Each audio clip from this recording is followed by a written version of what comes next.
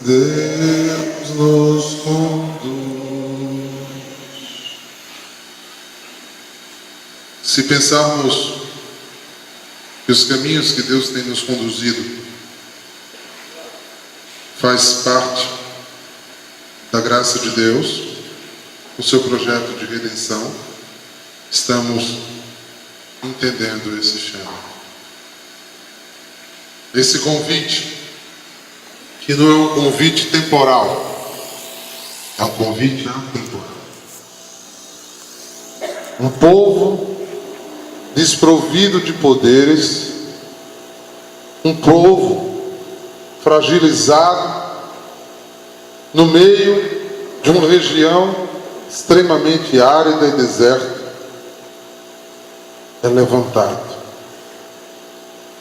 Um povo é levantado há muito tempo atrás, em um círculo cultural e religioso de politeísmo, onde desde os sumérios até os caldeus e todas as tribos seminômades daquelas regiões levavam uma figura de um Deus que sentava, ou deuses que sentavam em tronos e oprimia o povo, pois eles mandavam e os seus súditos serviam.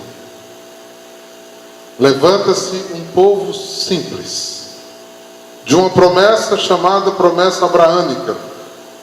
O homem que tem o Y, a letra de Deus no meio da palavra Abrão, se torna aquele que tem a pertença de Deus em seu coração. A figura de uma posteridade que não vai ser erguida, que não vai ser levantada pelas mãos humanas, mas pela fé. Uma fé diferenciada, nascida de um coração que escuta. E aqui a gente podia fazer uma boa distinção: falar e ouvir. Todos aqueles que Deus deu a graça de ter audição, isso é possível. Mas o que ouvir, como ouvir, o que entende, do que escuta, esse é o grande desafio. Vemos que geração por geração o povo bíblico teve vontade de escutar e perdeu-se no caminho da escuta. Porque enquanto Deus fala, existem outros deuses interiores e exteriores que também nos falam. E ouvir a voz, que talvez não seja a mais fácil, talvez não seja a mais desejável, não é fácil. Somos frutos de uma originalidade egoísta e centralizadora.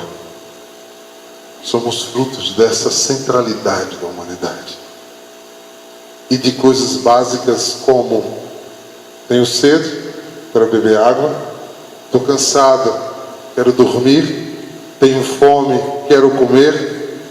Das necessidades primárias do ser humano até as atitudes de prazeres e quereres rebuscados pela estrutura social que vivemos, pode nos apartar de um convite do Shema. Shema este que nos convida a fazer uma soltura. Veja qual é a proposta de soltura inicial. Amarás o Senhor teu Deus de todo o coração. E ele faz uma distinção aqui de coração e alma. E é interessante a gente ver isso, porque o judeu é dual. Toda proposta teológica judaica é dualista. E ele aqui não é dualista. Ele se multiplica usando todas as possibilidades humanas, fechando todas as portas humanas a uma totalidade ao transcendente, ao divino, ao Yahvé, aquele que é inanimado, não tem nome, não tem forma, não tem rosto, não tem pertença. Em Jesus Cristo nós temos rosto, nome, sobrenome, tem cruz, tem ressurreição. Em Deus, segundo o próprio Jesus, ninguém nunca viu. E Ele pede que a gente se lance a esse que a gente não consegue conceituar. Já dizia, né, grandes pais da história da igreja, os padres da patrística, que todas as vezes que a gente criar uma imagem de Deus, a gente já criou um ídolo. Pode ir além, que é mais além, que é mais além, né? Então você não tem. E aqui o convite mosaico é dizer: ouve, escuta, ó alma, ó coração, ó entendimento, ó força. Vamos no caminho de trás para frente? Força vital, energia de vida. Pergunte a você, não me responda. Hoje, no preço do dia de hoje, você gasta sua energia vital por quem ou por quê? Se alguém tiver no auge de sua coerência dizendo por Deus, então diga a ele também: me ame o quanto eu lhe amo.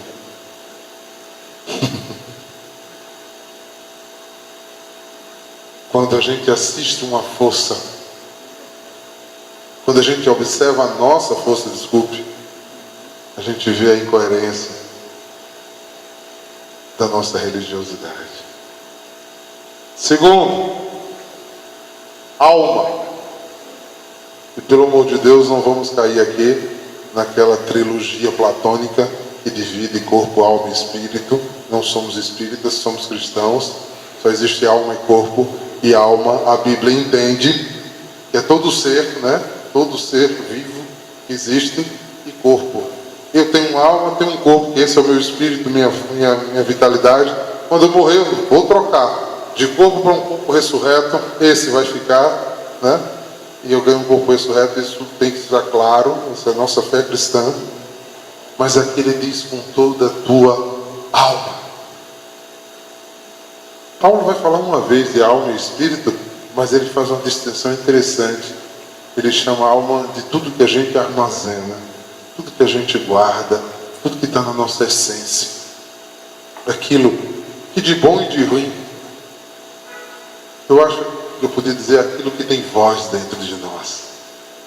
Quantas vezes nossos ecos falam muito fortes, né? Principalmente quando a gente para de fazer barulho. E talvez a gente seja tão barulhento para não ouvir as vozes que a gente...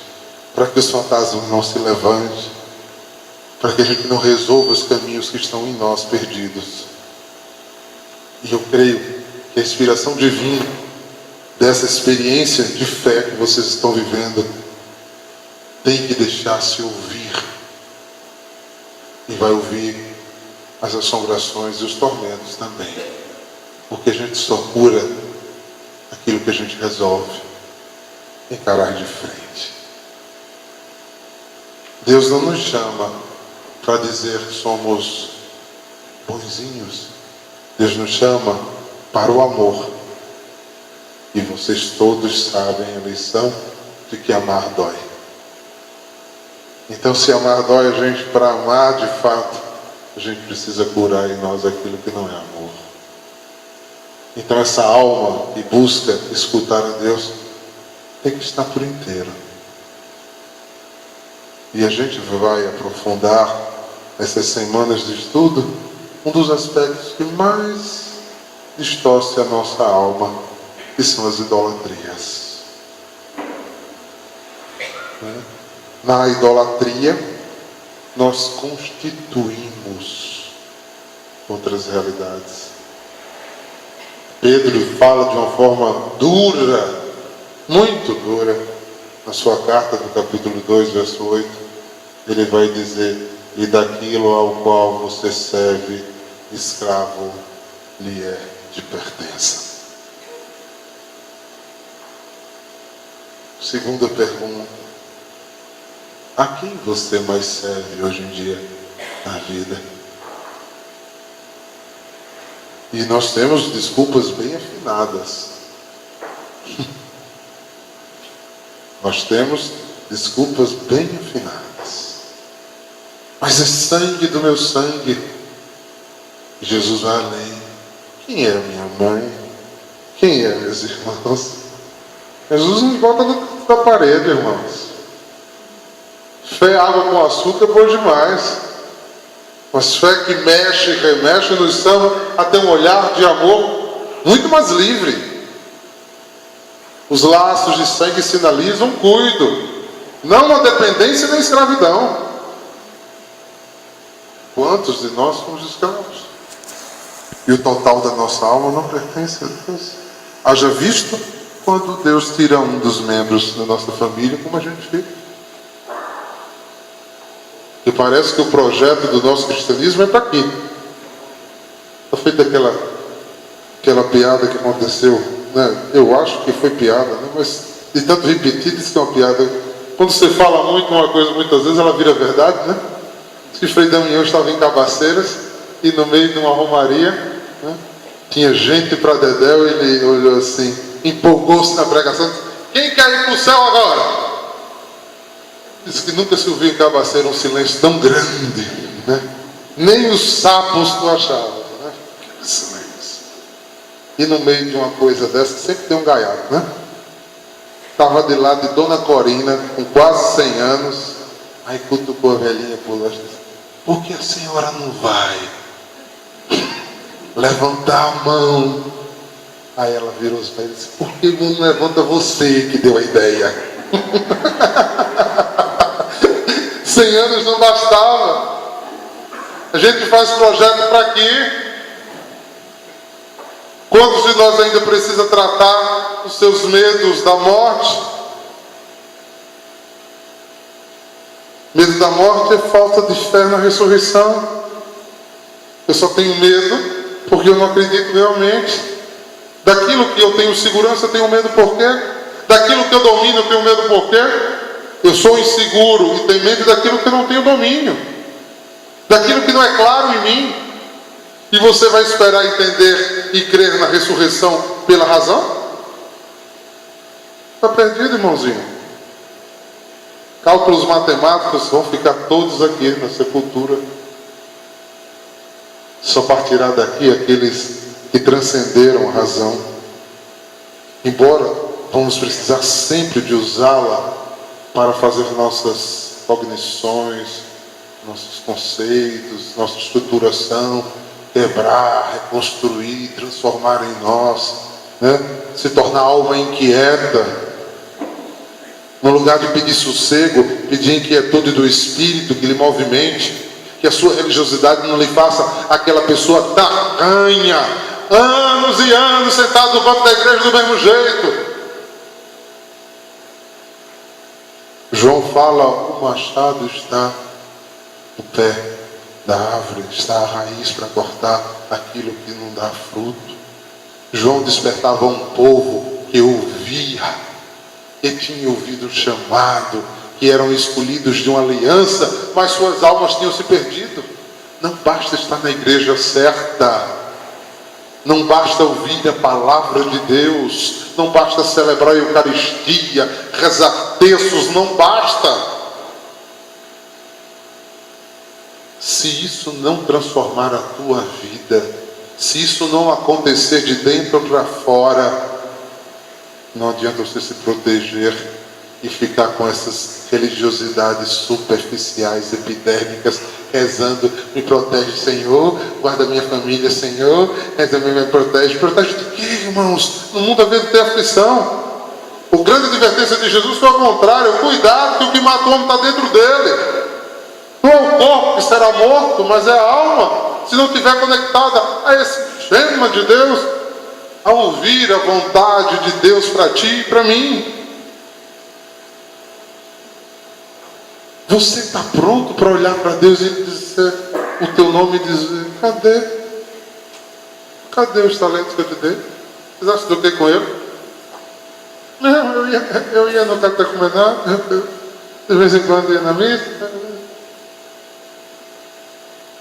Foi isso que ele botou lá no capítulo 26, 25, 26, sobre o encontro final com a gente?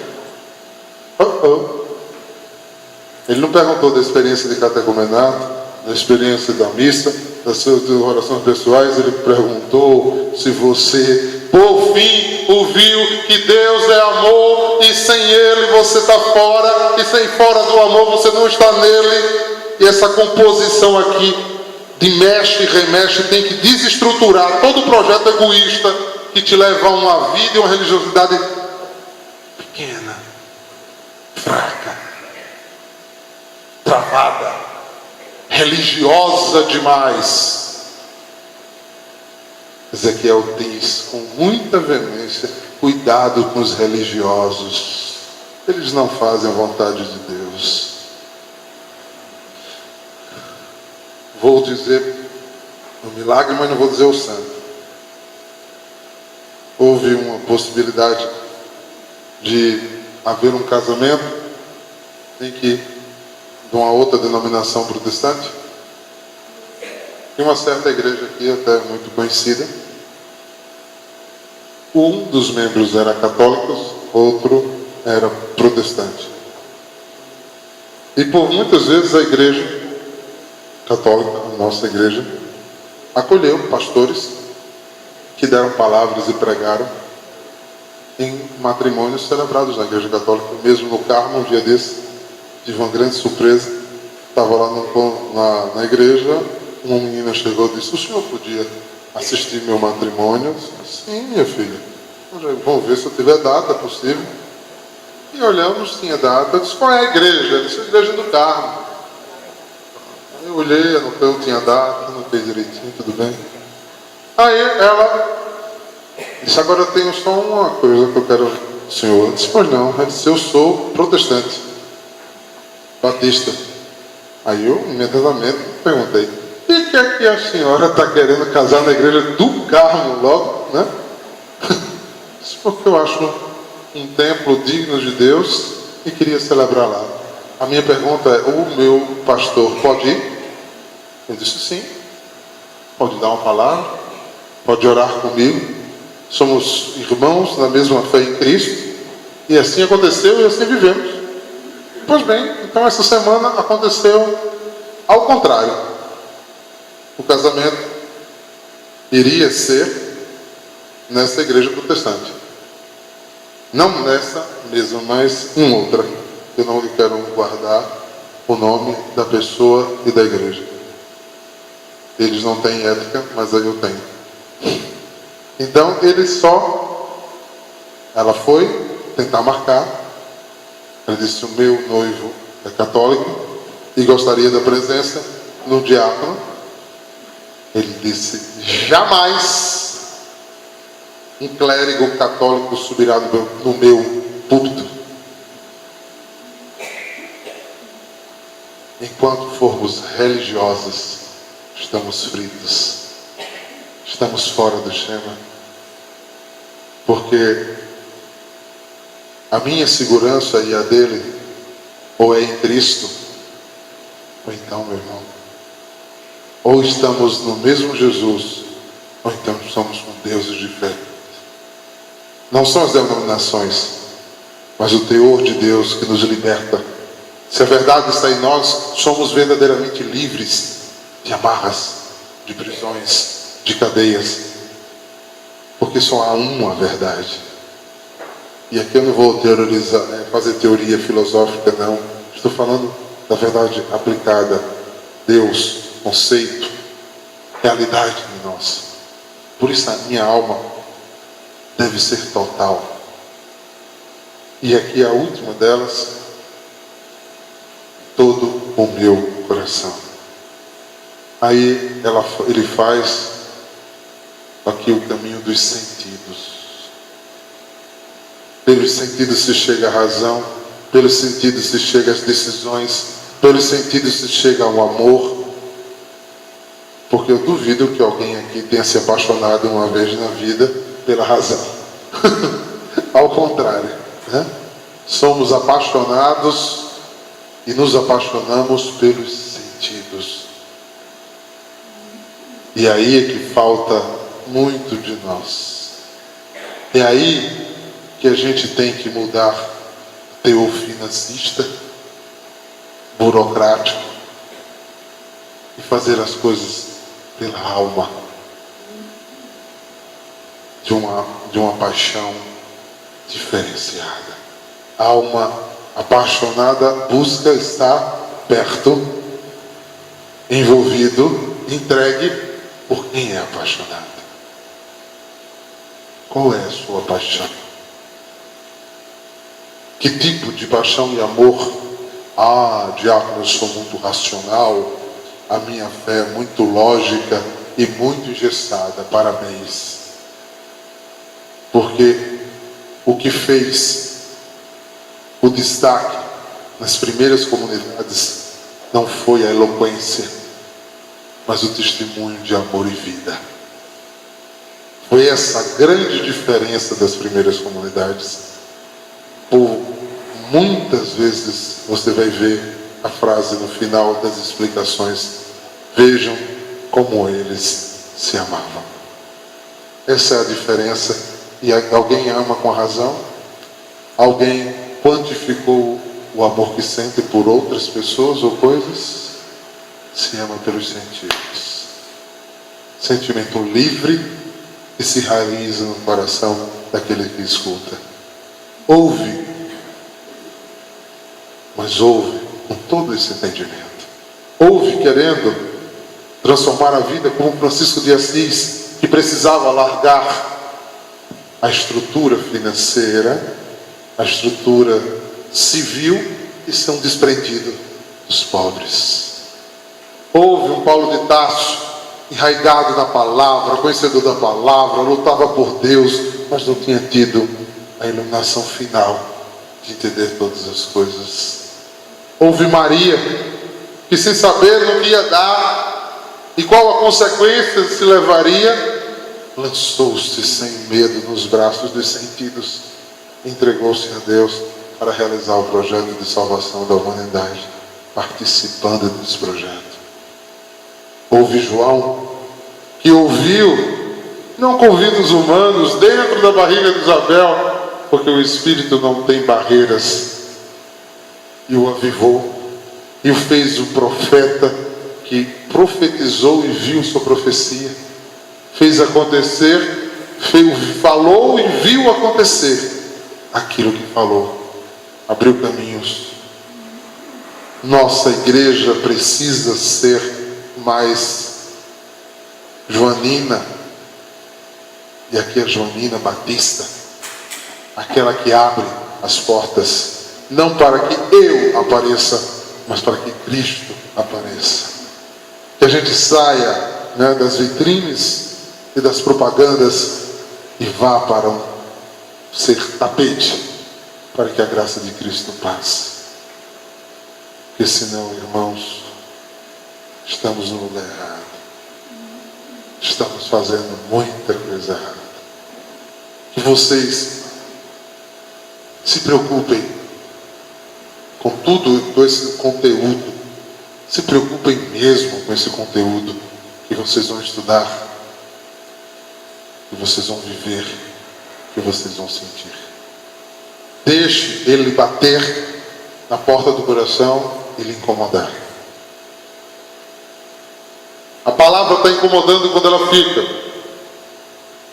Veja quando você pega uma música que você gostou, ela fica feito cantiga de grilo na sua cabeça. Volta um pouquinho, daqui a pouco você para, daqui a pouco está cantando de novo.